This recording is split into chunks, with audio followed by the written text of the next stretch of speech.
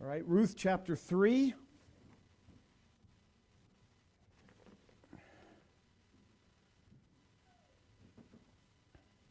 All right, we'll read verse 1.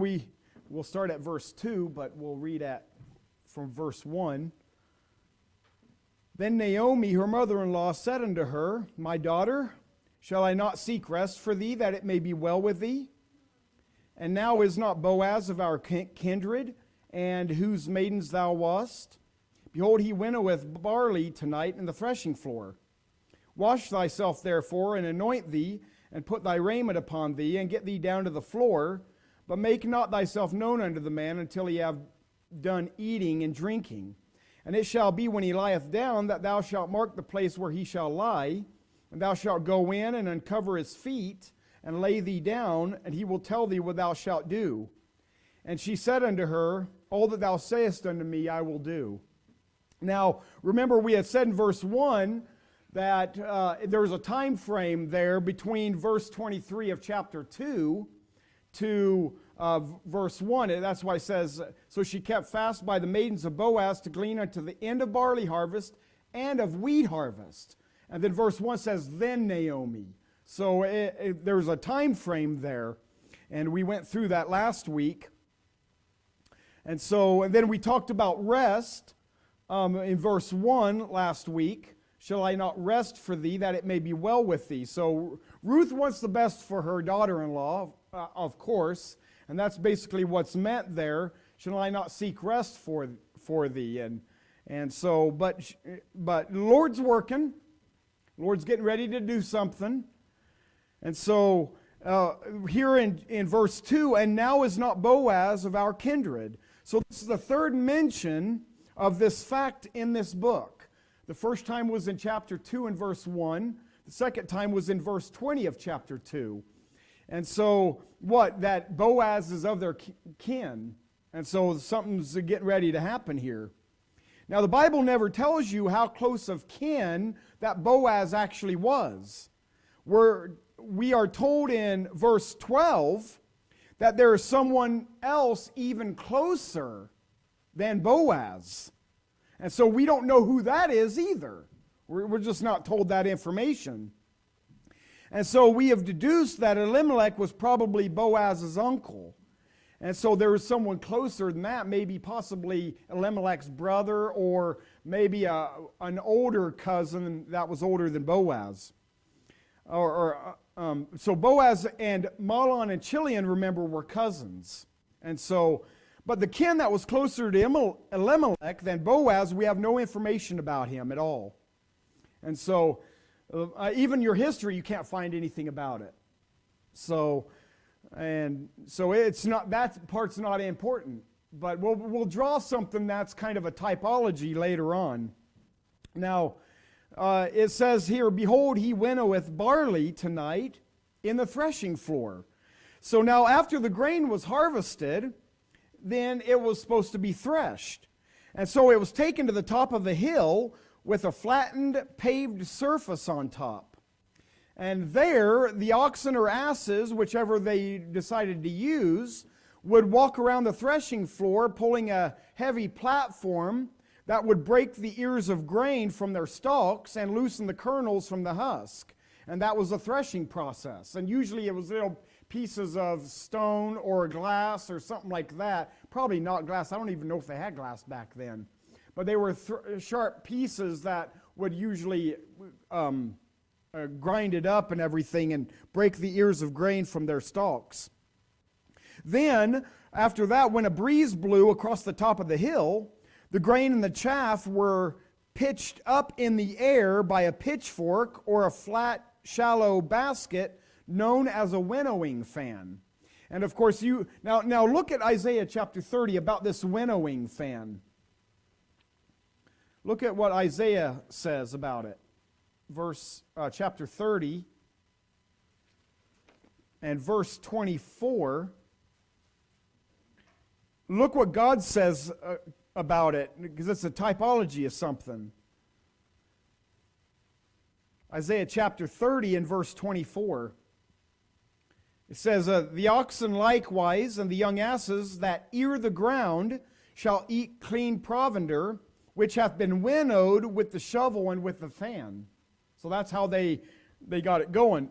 Now look at verse chapter 41 and verse 16. Isaiah 41 verse 16.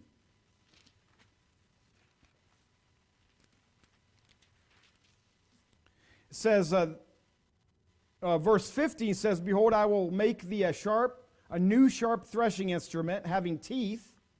Thou shalt thresh the mountains and beat them small, and shalt make the hills as chaff. Thou shalt fan them, and the wind shall carry them away, and the whirlwind shall scatter them. And thou shalt rejoice in the Lord, and shalt glory in the Holy One of Israel. So see, God uses that terminology too, just like threshing and everything. So the wind would blow the lighter chaff away, and the heavy kernels of grain would fall back on the floor. That's the winnowing process. So we've gone through the threshing process and then the winnowing process, and this is what they're doing back in the book of Ruth there. And so because of the sea breeze coming in from the Mediterranean at night, that was when the winnowing process usually took place in the Holy Land in Bible times. And so you've got the Mediterranean Sea coming in, and so there's a breeze that comes off that, and so they would throw it up in the air, and the wind would just blow it away, and they usually did that at night. And so that's why back at Ruth, she's telling her to go at night, and because they're winnowing on the floor. And so now, you know what this pictures? This pictures the end of the United Nations. It really does. Now look at Daniel chapter 2. Daniel chapter 2. Now in Daniel chapter 2, as you know, it's the image of Nebuchadnezzar that he dreams about. Daniel chapter 2, and look at verse 35. Then was the iron, the clay, the brass, the silver, and the gold broken to pieces together and became like the chaff of the summer threshing floors. And the wind carried them away, that no place was found for them, and the stone that smote the image became a great mountain and filled the whole earth. Now we know that stone kingdom is Jesus Christ. So Christ is the rock, and he breaks the nations of the world, he breaks them into pieces, and it becomes a mountain, which is the millennial kingdom. Okay? And so that, of course, that's at the second coming of Jesus Christ. That's the Battle of Armageddon, when all that happens. And so this is the interpretation of Nebuchadnezzar's vision of this image. Each layer represents a Gentile kingdom.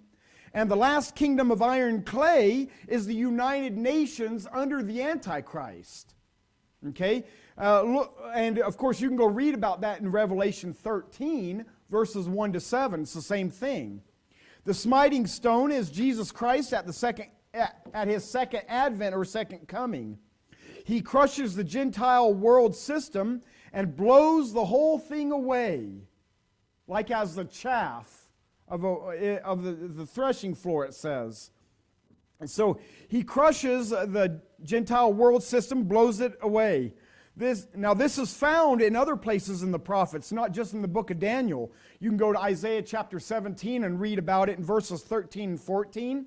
Isaiah 29, verses 5 to 8, talks about it. Isaiah 41, verses 15 and 16. And Micah chapter 4, verses 11 to 13. All those places talk about God doing away with the United Nations at the second coming of Jesus Christ. Psalm 1:4 says, the ungodly are like the chaff which the wind driveth away. The ungodly is that way. And so, interesting. Now look at Luke chapter 3. Luke chapter 3. What, the ungodly, they're just there for a short time and the wind bloweth them around. And you know what?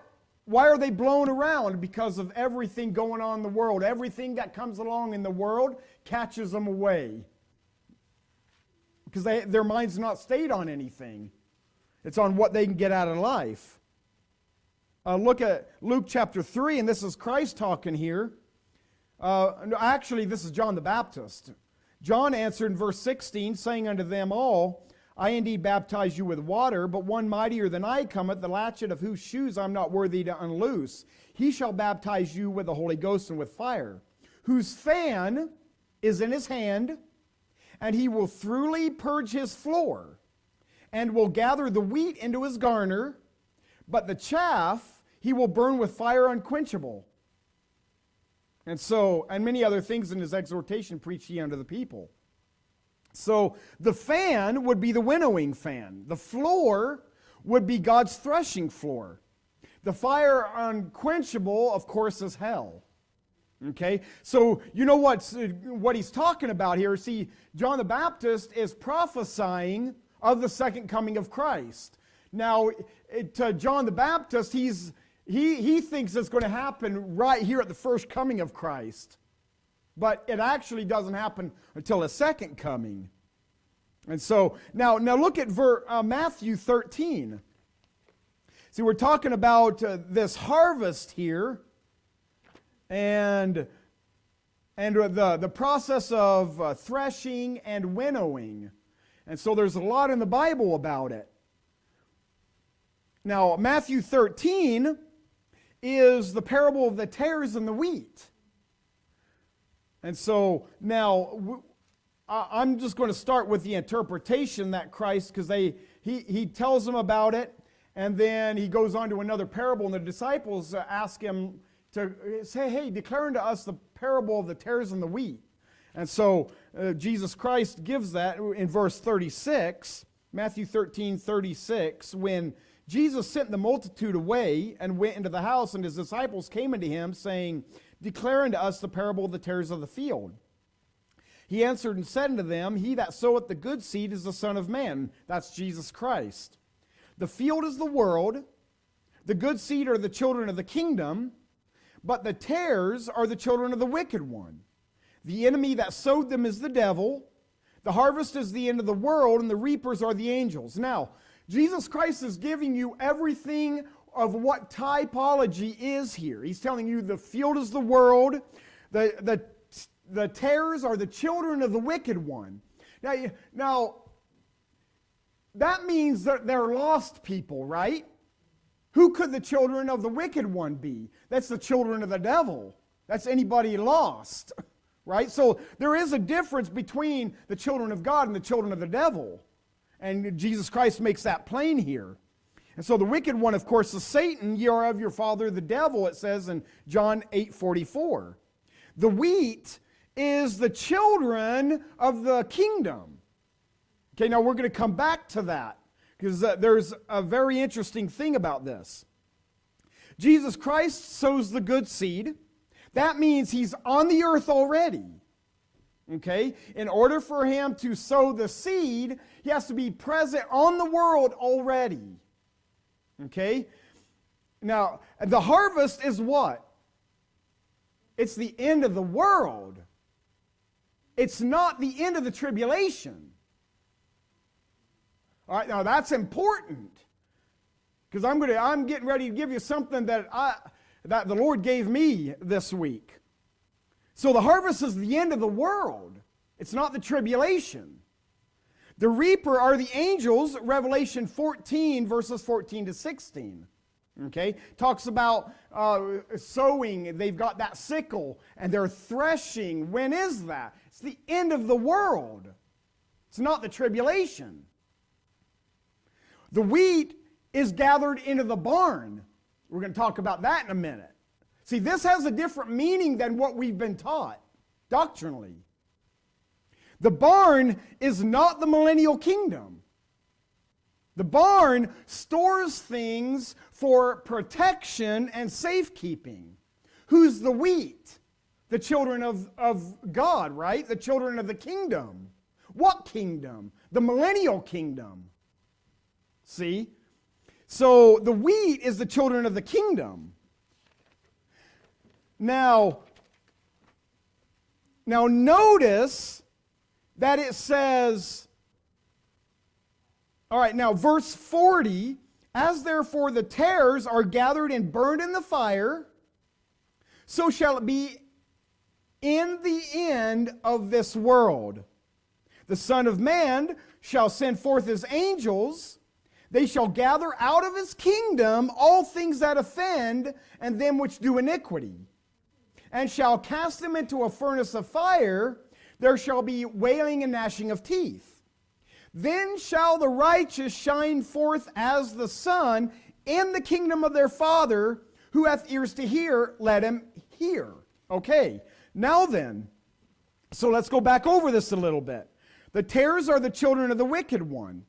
The wheat is the children of the millennial kingdom. Jesus Christ sows the good seed. The field is the world itself. The enemy sowing the tares, of course, is Satan. The harvest is the end of the world. The reaper are the angels. The wheat is gathered into the barn. Okay, now notice the word of here, the children of the wicked one and the children of the kingdom. What does the word of mean? Now we know that of is a preposition, right? You know what it means?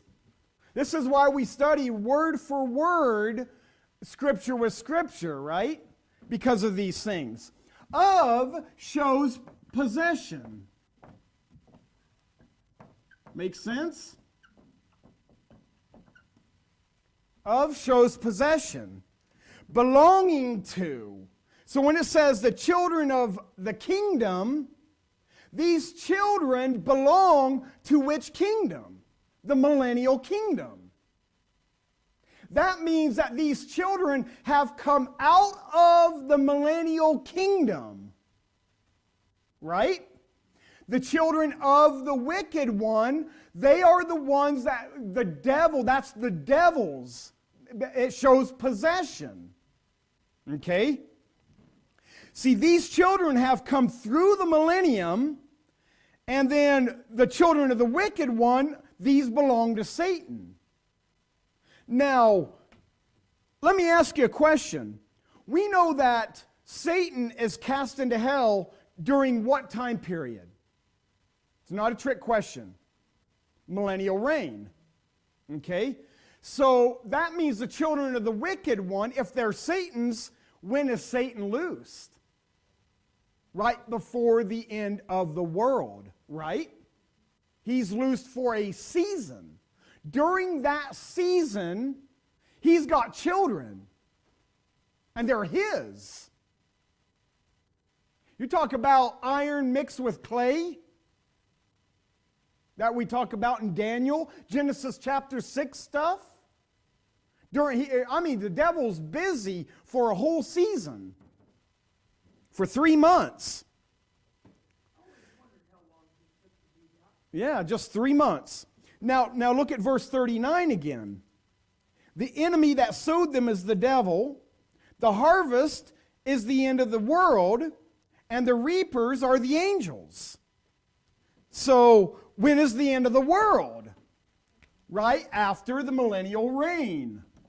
Right?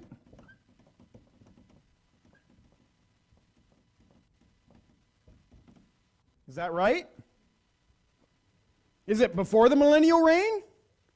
Of course not. yeah. Right, yeah, the mill. Millennial reign, right? The grain. Now, look at Revelation. Now, hold your hand here in Matthew 13, but look at Revelation 20. So, this sounds like after the millennial reign, this passage does. See, God gives you something here, and we say, well, this is at the tribulation. Usually we place this time period at the end of the tribulation. But this says the end of the world. Jesus Christ says this is the end of the world.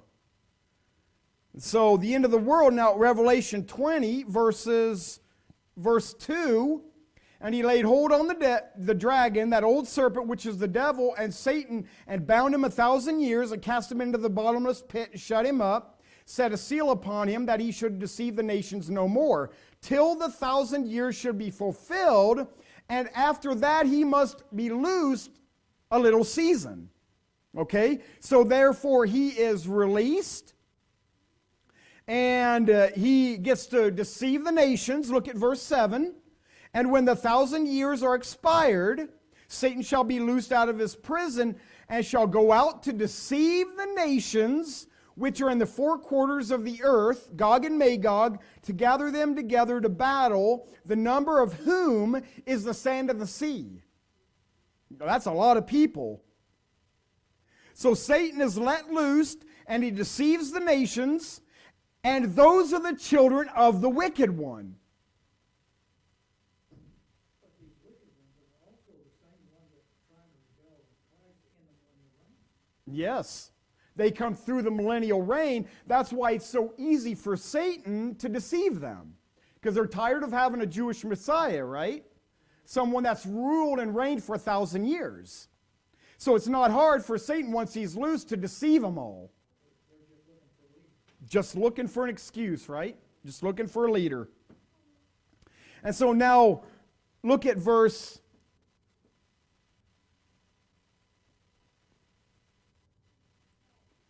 Now, and then, once again, we're right back in this passage that we were in Wednesday night. Remember Wednesday night?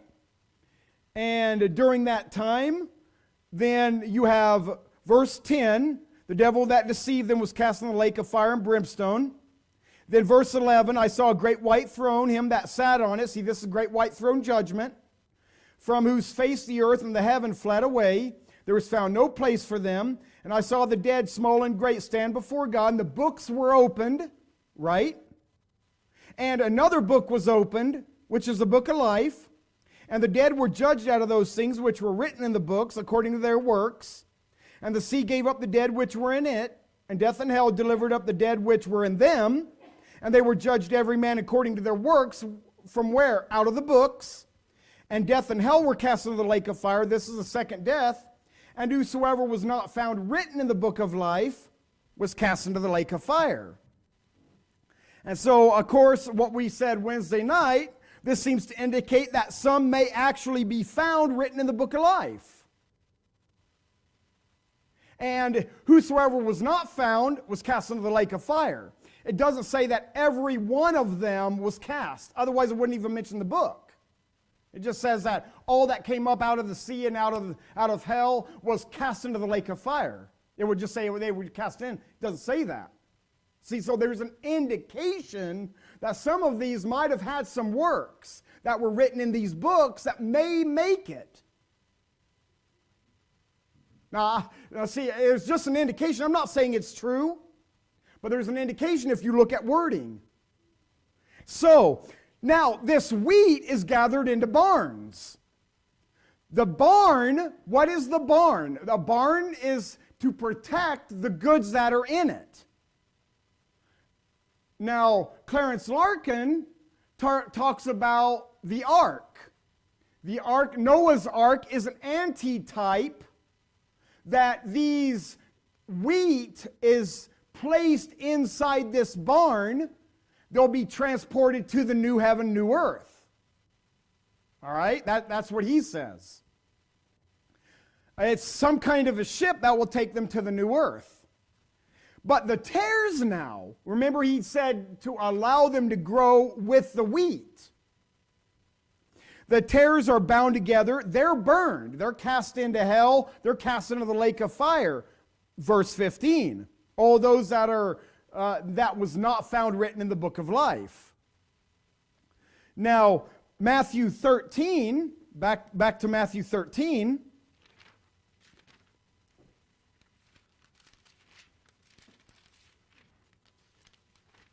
And look at verse 40. As therefore the tares are gathered and burned in the fire, so shall it be in the end of this world. Now, you got to also remember that the world is being burned at this time. It's being burnt up too. Remember when they're standing at the great white throne judgment, they're standing on nothing. They're standing in space. The earth is gone. It fled away from the Lord's face, it says.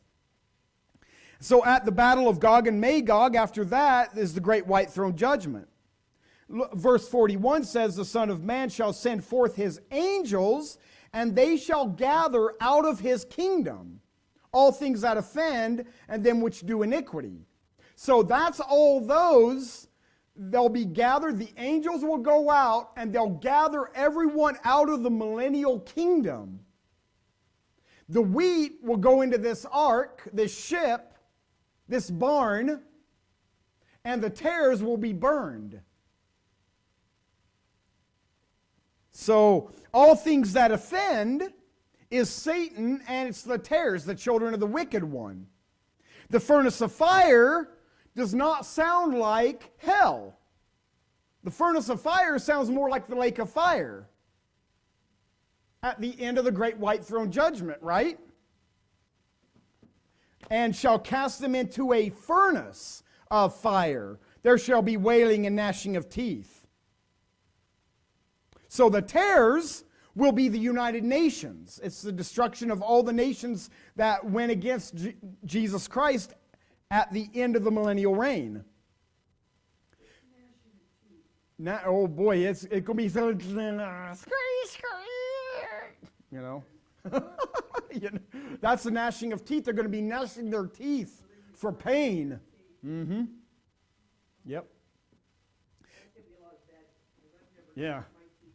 Oh boy, I'll tell you, some people do it in their sleep. They really do. I don't know if you've ever heard it before, but man, it'll be enough to wake you up. I've heard the boys do it. I used to hear my brothers do it. Man, just gnash their teeth in their sleep, drive you up the wall. Just like, turn over something. But now Christ will assemble the kingdoms, which are the United Nations assembly. And remember, he gathers them at the beginning of the millennial reign at the judgment of the nations. Remember that? And that's the goat nations and the sheep nations. They're all Gentile nations. Now, just to make sure you don't miss the point, Christ said that when he judges the nations at his return, the goats are cast into everlasting fire, prepared for the devil and his angels. Now, that's at that judgment of the nations, remember? But it says everlasting fire. So that cannot be hell. Everlasting fire is the lake of fire. That's at the beginning of the millennium. That's right? Everlasting fire.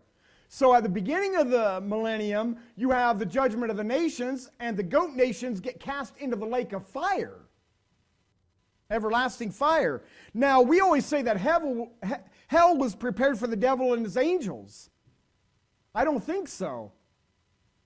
I think hell was created for those who disobey God. According to this, that's the lake of fire has been prepared for the devil and his angels. And everyone found in hell's going to the lake of fire. So that's the way it sounds.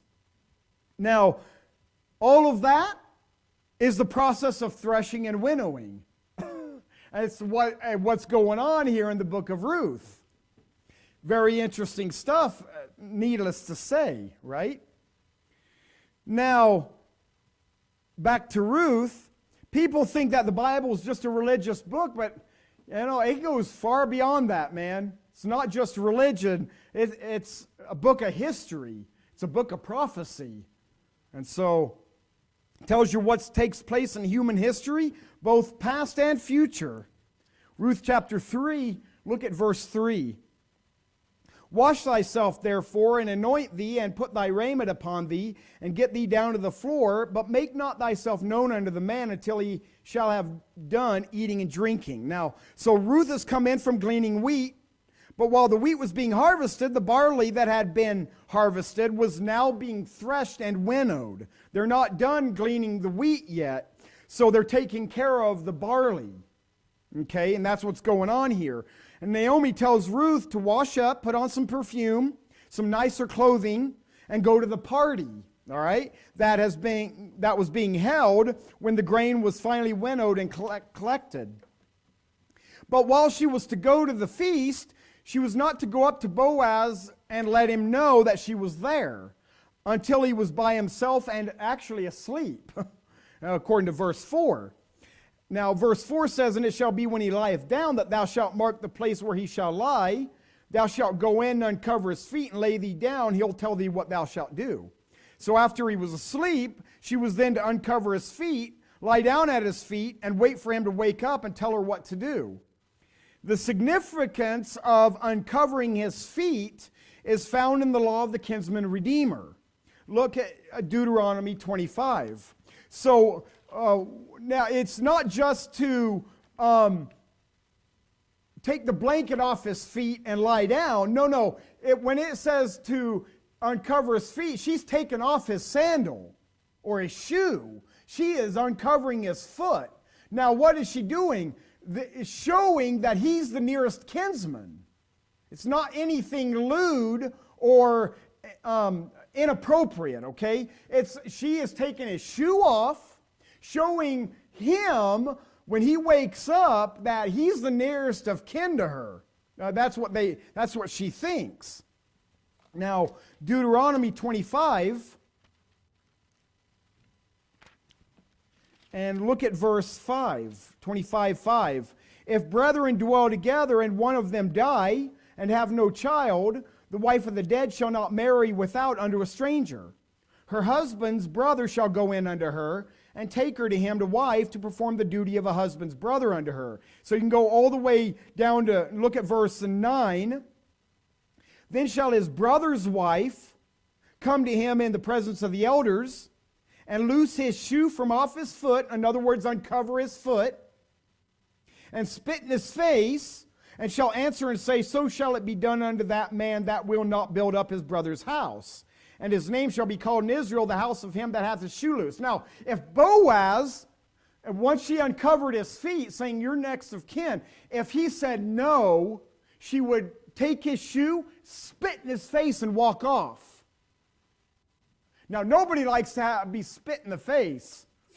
That's pretty nasty. In fact, anybody in the law, if you spit on them, they were unclean. They had to go wash their clothes and wash their body and bathe themselves and be unclean until the even, actually. So that's what happened.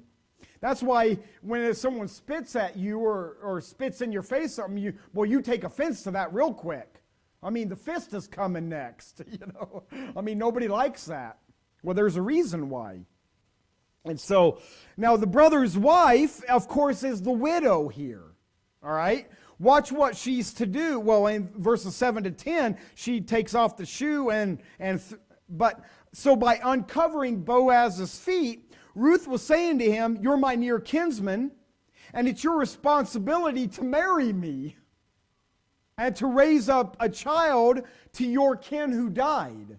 That's what she's saying. Now you say, well, that's really forward. Yeah, but she's a widow. Now for a single girl to do that, that's not the way things are done. This woman's already been married. Boaz is probably already married. Boaz probably has his own family. Okay? And we're not thinking about that. So there's no hope for this girl. Who knows how old she is? She could be in her 30s. She could be in her 40s. Boaz could be 80. We don't know. You know? So she's saying, look, it's your responsibility to marry me. She ain't got time. She's a widow already. So that's what's going on here. Now, for a single young lady, of course, that's really forward for them to go up, especially in our day and age, to ask a young man to marry her. That's not right.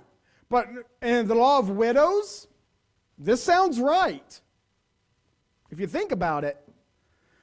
So, now, see, that would make him choose what he would do. Marry her or leave his feet uncovered, because his shoe would be loosed from off his foot, and he would be called in Israel the house of him who hath his shoe loosed. I don't know what the Hebrew name for that is. That's a long name. That's a big reputation right there. And so back to Ruth.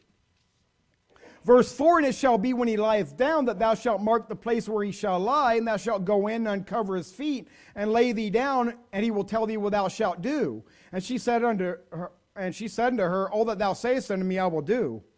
And so now he will tell thee what thou shalt do. Again, Boaz is a type of Jesus Christ here. John chapter 2, verse 5. Remember the wedding in Cana of Galilee? This is the same terminology that Mary tells the men when he goes to we'll turn over there, John 2, and we'll end with this. John chapter 2. But Mary tells them, everything he says to you, do it. Remember? Mary doesn't say, I'm the mother of God. I'm the queen of heaven. I'm the mother of all the sons of God. No, she says, she doesn't even say, if you want to come to my son, you have to come through me. No, she doesn't say that. See? She doesn't say any of that Catholic garbage. She refers them directly to her son. See, if all that religion would just say, would get rid of Mary and would say, hey, go directly to the son like we believe, you wouldn't have all this other junk. But so she refers them directly to her son. And that's because Mary couldn't save a dead horse if she tried. Amen? She couldn't save no one. Now look at verse 5. John chapter 2 and verse 5. His mother saith unto the servants, whatsoever he saith unto you, do it.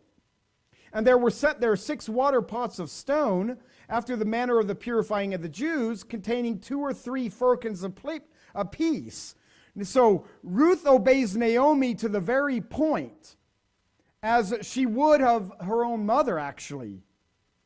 And so she carries out every detail here. Now, let's see.